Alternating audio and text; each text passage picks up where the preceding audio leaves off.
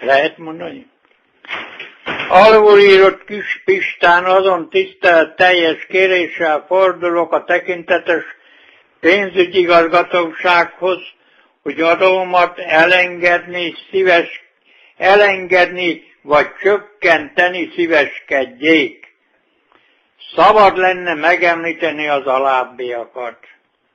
A falu falába van egy kis picsányi földem, de nem terem rajta lófasz sem. A kurva előjáróság nagy adót baszott rám, de nem tudom kifizetni, még ha összeszarom magam se.